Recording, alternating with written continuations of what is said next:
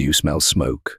I asked, groggy and disoriented, as I bolted upright in my bunk, only to see grey wisps curling from the ceiling vents and the old Cold War-era warning light flickering red in the corner.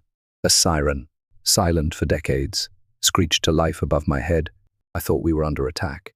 I grabbed my flashlight, pulled on my boots, and hit the emergency ladder, climbing toward the surface like my life depended on it. Because at that moment, it just might have. But nothing could have prepared me for what I saw when I popped open the hatch and peeked through the camouflage hatch door, a bulldozer right atop my bunker. The ground above me had been torn up like a teenager's first attempt at shaving, patchy, reckless, and guaranteed to leave scars. The front end of the machine was inches from crushing my main air shaft. Workers were laying concrete, orange safety vests buzzing around like termites. I squinted at the banner flapping in the wind above the chaos, future site of Willow Ridge Homeowners Community Hall. Grand opening this Saturday. And just like that, it clicked. The Homeowners Association, the same HOA that once fined my neighbor for growing tomatoes too close to the sidewalk, hadn't just crossed the line.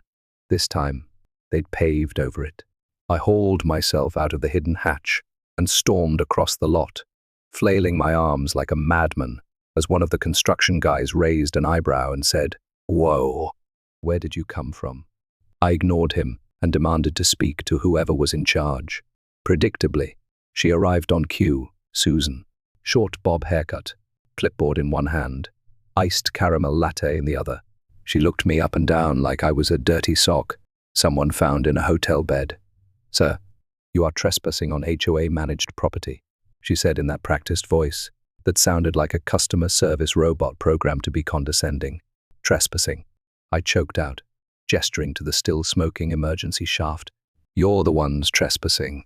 This is my land. That bunker is mine. That concrete you're pouring is sealing off a shelter authorized by the federal government before this subdivision even existed." Her eyes narrowed, but the smoke stayed. "That's funny," she said, "because according to our records, this entire lot is now designated as shared community property. Your little man cave is history." I don't know what was worse, her words, or the way she sipped her overpriced drink, as if she'd just won. I took a breath, forcing myself not to say anything that would get me arrested. Instead, I turned on my heel and walked back toward the hatch. As I climbed down the ladder, I heard one of the construction guys laugh. Dude lives underground like a mole rat. The door clanged shut above me. Inside the bunker, I lit the main console and opened the steel locker I hadn't touched in years. Inside were the original blueprints, stamped and signed by the Department of Civil Defense. The whole system had been part of a pilot program back in the 60s, while other kids were learning how to play kickball. I was tagging along with my dad as he helped design these very shelters. Years later, when I got my own federal engineering clearance, I built mine deeper, stronger, and more advanced than any civilian model. There was even a clause in the project charter that preserved the land status for 50 years after the program ended. I'd never thought I'd need it, but Susan just made it relevant again. I scanned the documents and fired off an email to my friend Tom, who still worked in Federal Infrastructure Review. Attached the charter. Subject line, "We've got a problem. Need federal eyes." Then I grabbed my tablet, opened the deed records, and pulled up the plot numbers. Sure enough, the land in question still had my name attached to it in the original zoning registry, because I'd never officially sold it. Susan had based her entire takeover on a revised neighborhood plan, but she never legally secured the parcel I owned. It was a mistake, a small one, but enough to bring everything crashing down. The next morning, I arrived at the HOA office to formally protest the construction. Susan wasn't in yet, but her assistant, a nervous young man named Eric, was behind the desk. He glanced up and then turned pale when I dropped the rolled-up blueprint tubes onto the counter with a thud. "What are these?" he asked. I leaned in. "Evidence. Tell Susan the HOA just declared war on a federal facility." He laughed nervously, but the way his hands shook when he took the papers told me he believed it. Later that afternoon, Susan held a special board meeting to address my complaint. They didn't invite me, of course, but I watched from the back row, sitting quietly like a ghost at the feast. She stood up and gave a grand speech about community development. calling me an unregistered occupant of undeveloped land. Then she unveiled the new HOA map, showing my plot absorbed into the larger communal green zone. Residents clapped politely, but some looked confused. I waited until the end, then approached the microphone during the open comment session. "I just have one question," I said. "When was this map updated?" Susan rolled her eyes. "3 months ago, voted on by the board." I smiled. "And did the board have access to the original land deeds?" She opened her mouth, but paused. "Because," I continued, "according to county records, that land was never legally transferred. And the underground structure, it's protected under federal emergency shelter legislation, which means not only did you build over an active asset, you may have just committed a felony by sealing it off." You could hear a pin drop. Susan's face paled, and Eric dropped his pen. One of the board members whispered, "Is that true?" Susan fumbled with her folder, looking like someone who'd just realized they'd eaten something allergic. "This is absurd," she stammered. "No one knew there was a shelter there." I held up a picture of the old aerial map showing the hatch. "Maybe you didn't look hard enough." I left the room before they could reply. Back at home, I received a reply from Tom. "You weren't kidding. We flagged it. DHS will be in contact within 72 hours. Do not let them pour more concrete." I chuckled. Susan had poured the foundation for her own downfall, and she had no idea how deep it would go. The grand opening of the HOA's pride and joy began with a bounce house, a brass band, and enough smugness to fill every seat in their newly constructed community hall. Susan stood at the center of it all, dressed in a bright pink blazer like she was running for office. A crowd of board members, residents, and a few bored teenagers gathered as she stepped up to the podium. She grinned like she'd just been crowned queen of suburbia. "This," she announced, gesturing to the shimmering banner behind her, "is the future of Willow Ridge, a place where community thrives and rules are respected." I stood at the edge of the crowd, leaning on my cane, hat pulled low. My bunker, the one they had just sealed beneath their fancy new floor, was humming quietly underground, its systems back, online. And one of those systems was about to deliver the first surprise of the evening. Midway through Susan's ribbon-cutting speech, a strange vibration shook the floor beneath the stage. A low thrum echoed across the room like distant thunder, only no one had checked the weather report. Susan paused, confused, but quickly covered it with a chuckle. "Old pipes," she said into the mic. "Guess we'll have to update those too." She waved at the audience, who laughed politely, unaware that the floor under their feet wasn't just unstable, it was built on a sleeping beast of reinforced steel and electronics that hadn't been touched in decades. Until now, the tremors intensified. Then, with a soft grinding noise, a panel near the stage shifted. A puff of air hissed out. A trap door, previously hidden under fresh laminate flooring, creaked open by itself. Everyone turned. The fire marshal, who had been standing at the back, stepped forward with a frown. Was this part of the design? Susan blinked at him, clearly thrown off. "What? No, that's just a storage hatch for maintenance." He didn't buy it. He marched to the hatch, clicked on his flashlight, and started descending the narrow staircase that led into the heart of the facility. They thought was just some guy's weird basement. Seconds ticked by. The murmur of the crowd grew louder. Then the sirens began, real ones this time, not local or city alarms. These were from another era, deep and echoing, warning of potential contamination and lockdown procedures. They wailed through the vents, some hidden in walls that now served as part of Susan's grand decor. The marshal reappeared, pale and visibly shaken. "Shut this building down," he barked. "Now." Susan tried to interrupt, but he cut her off. "This isn't a wine cellar. This is a federal facility. And you've built a structure over a functioning classified shelter. This could fall under federal obstruction." I didn't need to say a word. The silence from the crowd was deafening. A few residents started backing toward the exit. Susan, still trying to maintain control, snapped. "I demand to speak to your supervisor."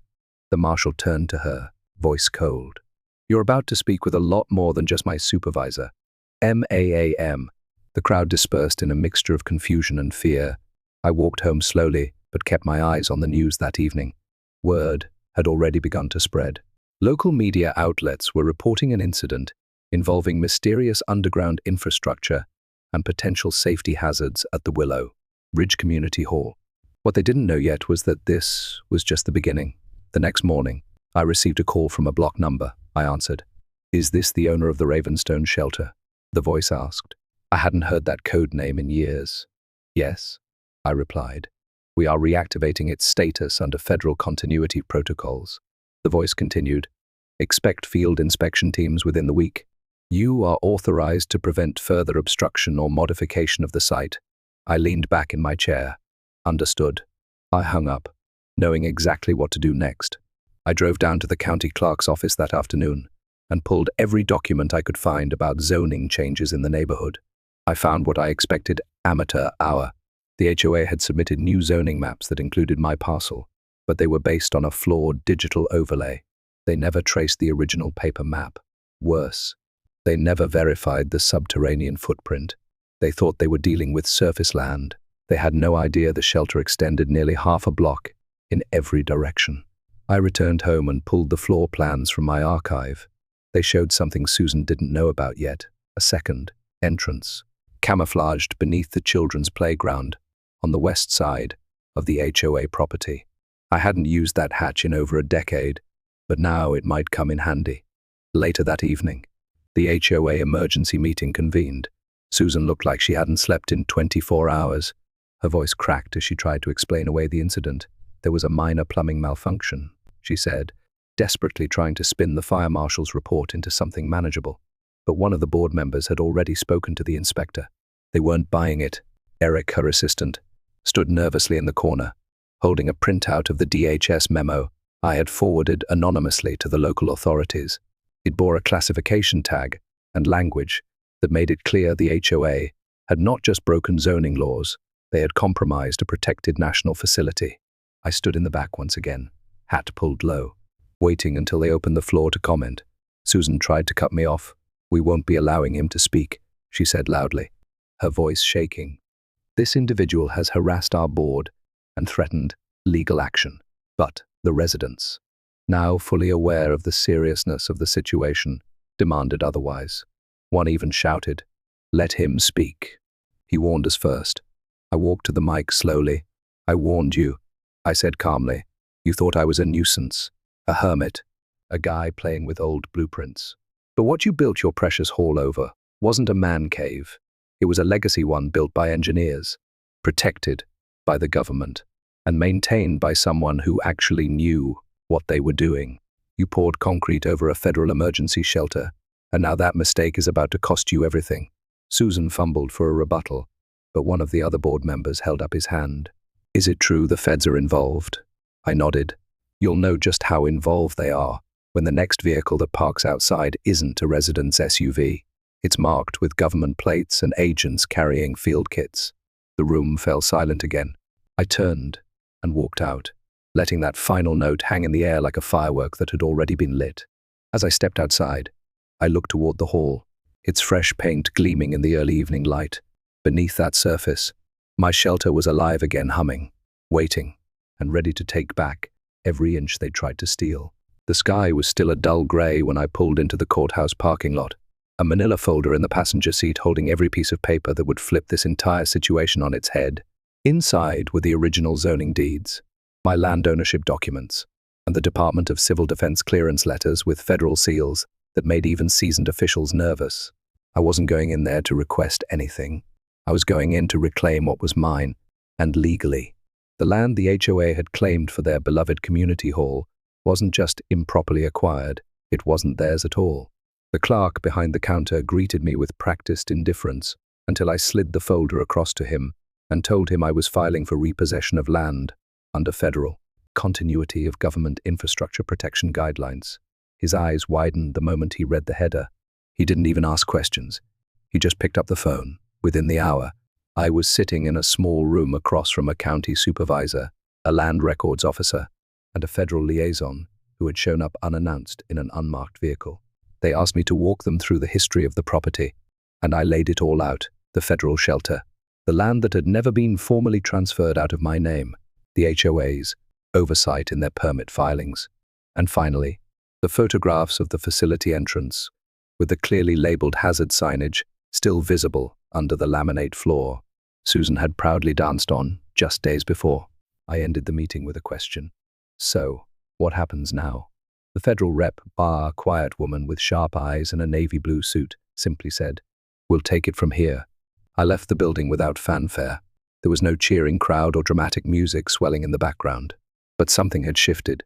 A tide was coming in, and it was bringing accountability with it.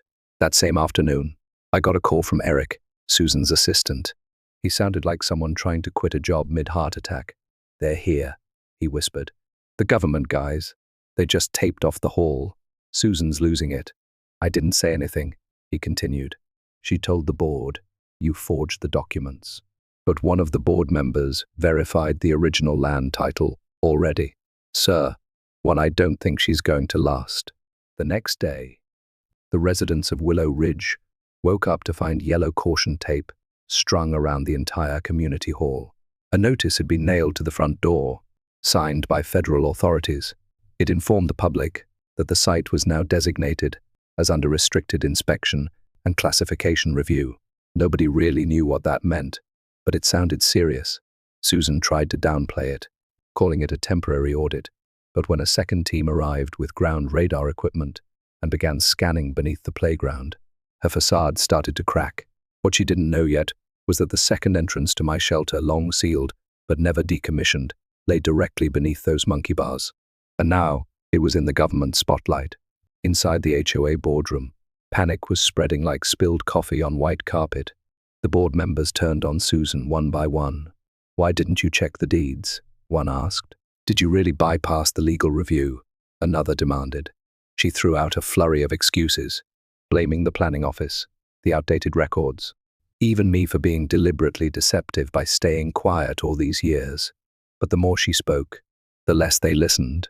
She'd ruled over them with fines and threats for years. Now her throne was shaking. What truly broke the camel's back was the audio recording. During her last closed-door meeting with the board, Susan had been ranting about that creepy bunker guy and admitted to redrawing the community lines without proper approval. Eric, whether out of guilt or self-preservation, leaked the recording to a local journalist.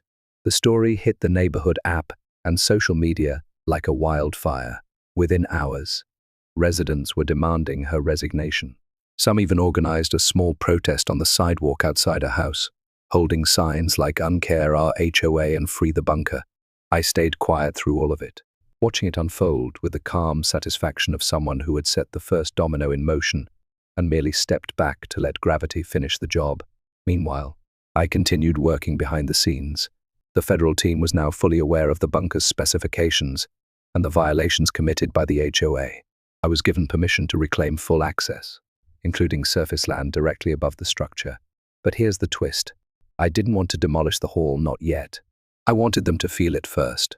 I filed a secondary motion, not just for repossession, but to offer the HOA a temporary lease agreement for the land they had built on. The price, outrageous. The conditions, even worse.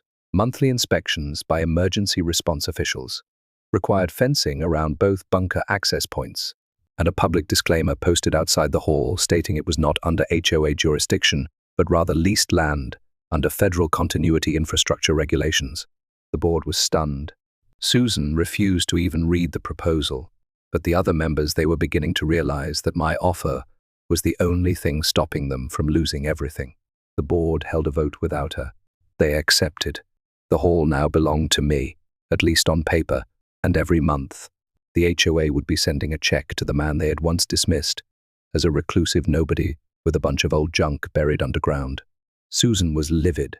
She barged into my property one afternoon, red-faced and ranting. "You think this is over?" she yelled. "You think you've won?" I didn't respond. I just pointed at the newly installed steel post near the sidewalk with a bold placard on it. It read, "Warning, you are now entering federally leased continuity infrastructure property. Unauthorized access is a federal offense." She backed away without another word. Eric quit the next day. Susan was stripped of her chair position and placed under investigation for document forgery, zoning fraud, and obstruction of a federal facility. The board, now desperate to save face, issued a public apology. I didn't attend the ceremony. I was underground that day, testing the emergency comm system and running diagnostics on the backup power cells that hadn't been touched in 20 years. They still worked perfectly, just like the truth, quiet, buried, and patient. And when it finally came to the surface, it changed everything. A week after the HOA signed my lease terms under pressure, things got strangely quiet. Susan's absence from the board meetings didn't go unnoticed, and although they tried to carry on as if everything was normal, the neighborhood could sense the tension. The residents had tasted the truth and couldn't unsee it. The once celebrated community hall now had bright red signs warning that it sat on federally monitored ground, with cameras posted discreetly on corners and sensors, installed at both bunker hatches. Residents avoided walking too close. Parents told their kids not to play near the building, and HOA events suddenly moved to picnic tables and garages. Their flagship structure had become a haunted house, except the ghost was still alive, living comfortably beneath their feet, reading reports by lantern light and sipping tea, surrounded by reinforced steel walls. I wasn't just back. I was in charge now, in a way no one had expected. I didn't stop there. While they scrambled to salvage their public image, I quietly reached out to an old acquaintance who ran a private survivalist group. Back in the day, we'd worked together on training exercises for emergency preparedness. Now, I invited his group to lease training space directly above the bunker, not the hall itself, but the patch of land bordering it. The old park the HOA had forgotten was still part of my original parcel. Within days, the field transformed. Where kids once kicked soccer balls, there were now temporary tents, emergency gear, and volunteers running mock drills. The group set up evacuation routes, tested radio equipment, and conducted weekly training that simulated everything from earthquakes to grid blackouts. It was completely legal under the land agreement, and it made the HOA lose their minds. Residents began to complain. Why are there people with gas masks doing drills next to the swings? Susan, though no longer chairwoman, tried to rally them online. She started an HOA-wide petition to revoke the survival group's access, calling it a public safety threat. But she failed to grasp the key fact. It was no longer their property. Every inch of ground where the training was taking place fell within the footprint of my reclaimed land. Not only was it allowed, it was protected, and I had the paperwork ready to shove into the face of anyone who doubted it. Then came the day. Susan tried to escalate. She called in a private security company, her cousins, apparently to review safety procedures on the land. 2 guards arrived in matching windbreakers, tried to flex their authority, and approached the tent line without permission. What they didn't know was that the survival group had permission from Homeland Security to defend the perimeter of the shelter during training hours. One of the guards pushed open a tent flap, demanding ID. What he got instead was a loud verbal warning, followed by a stun baton to the leg when he refused to leave. Down he went, flailing like a sack of laundry. His buddy ran for the truck, leaving him behind. Susan showed up 5 minutes later, screaming that it was assault. I calmly handed the incident report to the local sheriff, along with the legal framework that made their intrusion illegal. No charges were filed, except for a fine against the security firm for trespassing on federally leased land. Word of the incident spread faster than fire on dry leaves. The neighborhood message boards lit up. Some people defended Susan, but more of them were sick of the drama.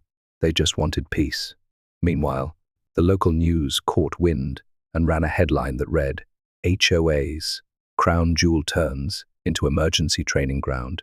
The article quoted one of the survival group leaders saying, "We're here to prepare citizens, not disrupt neighborhoods. But if you build over a bunker, expect consequences."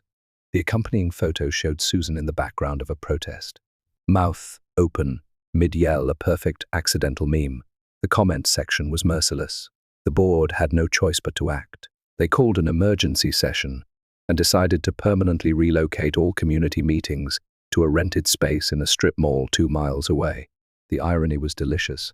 They had once mocked me for being off-grid and uncooperative. Now they were the ones banished from their own center. I could have stopped there, but I wanted one last move that would leave no doubt about who really owned the ground they walked on. I applied for a special use permit that allowed me to hold an annual civic readiness fair on my land. I promoted it as a public awareness event, complete with food trucks, survival games, a mobile climbing wall, and guest speakers from local fire departments and emergency response teams. The county approved it without hesitation. The first Saturday of the next month, the field outside the old hall was transformed. Music played, kids climbed obstacle courses, and volunteers taught CPR beneath a massive banner that read, "Preparedness is power." Families came from outside the community. Local news covered the event again. The HOA was nowhere in sight.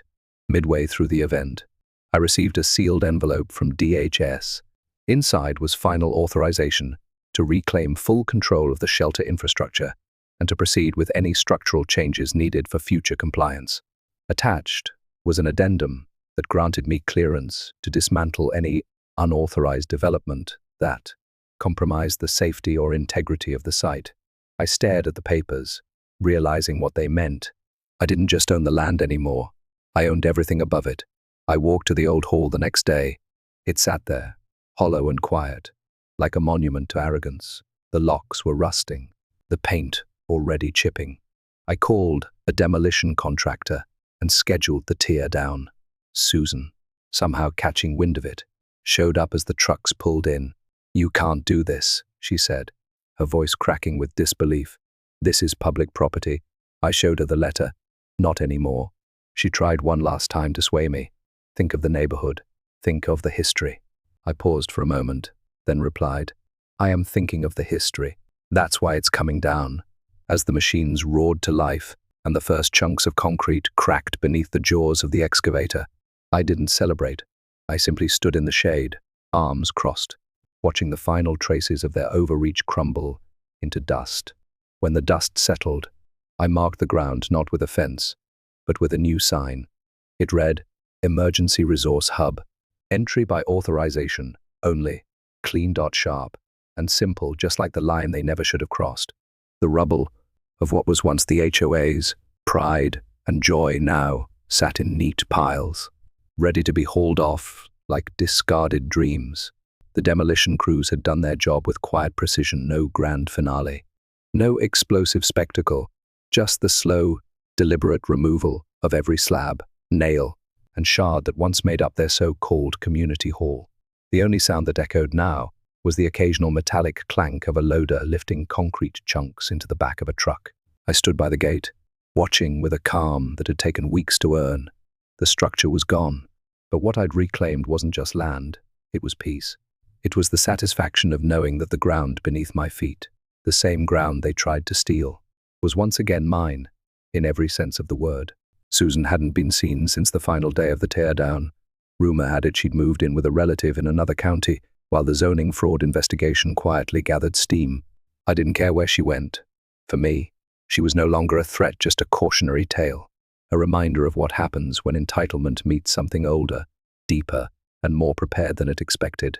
The HOA board, in her absence, had scrambled to regain credibility. They issued a formal community newsletter filled with carefully chosen language, apologizing for administrative oversights and planning miscommunications. They tried to downplay what had happened, but their tone had changed. Gone was the smug superiority. In its place was a humble, almost desperate attempt to move on. But the community hadn't forgotten, and I didn't let them. The first week after the lot was cleared, I got to work. I brought in a small team, people I trusted, engineers and volunteers from the survivalist group, to help refurbish the shelter's surface-level structures.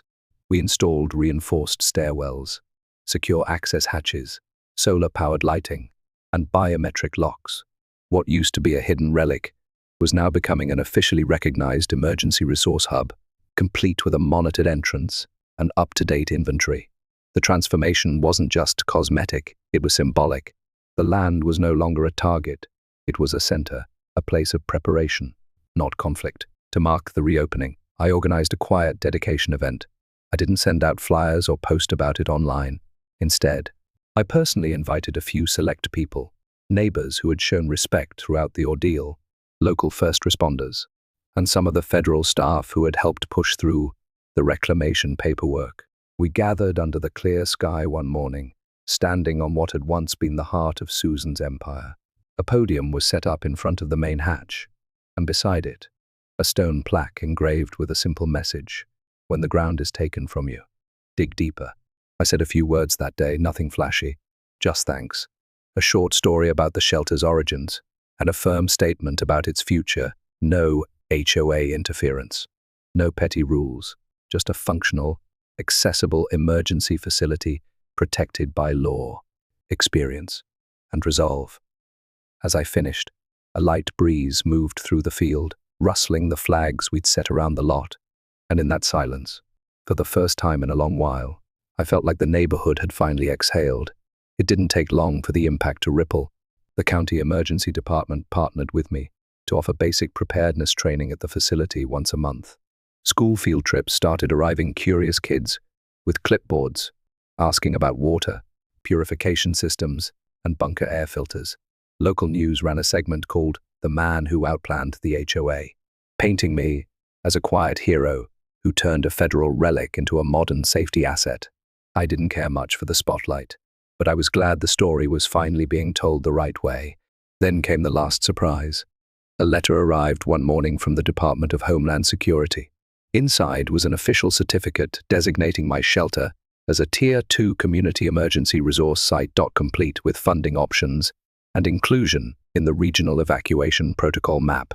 It meant I could apply for grants, host larger drills, and expand the shelter's capabilities with federal support.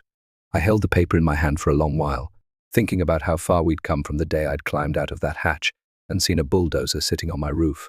Of course, not everyone was thrilled. A few residents, mostly Susan's old loyalists, still grumbled about how things used to be. They whispered about how I'd taken over and militarized the neighborhood, but their voices had grown quiet. The board had no energy left for conflict, and most people, they were grateful. They brought cookies during training weekends. They waved when I walked down the street. They asked questions about solar panels and radio kits. The neighborhood had changed, not because I forced it, but because they finally saw the value in what was once dismissed as strange and unnecessary. One afternoon, as I was checking the backup generator systems with one of the volunteers, I heard a familiar voice call out behind me. I turned. It was Eric, the former assistant who had leaked the audio that brought Susan's lies into the light. He looked healthier, more relaxed. We shook hands. "I just wanted to say thank you," he said. "I didn't know what I was getting into when I took that job, but seeing how you handled it, I learned a lot." I nodded. "Sometimes the best lessons come after everything breaks." He chuckled and offered to help with the next training event. I accepted. The final piece of the transformation came quietly one morning. I took a walk to the back of the property and stood by the second hatch, the one beneath the old playground. It had been sealed for years, forgotten by nearly everyone except me. But now it was secured, cleaned, and fitted with a reinforced entrance. I opened the hatch, descended the metal steps, and walked the length of the tunnel to the main chamber. The lights flickered on automatically. Everything was clean, humming, and in place. I sat at the old desk, flipped open the logbook, and made one final entry. Facility secured, land restored, community stable. Let history remember who dug first. I closed the book and leaned back in the chair. Above me, the sun was rising, and for once, I didn't feel like I was hiding from the world. I felt like I was part of something that mattered, not a community built on bylaws and arrogance, but one grounded in truth, resilience, and respect. They tried to bury me, but all they did was remind me how deep my roots were.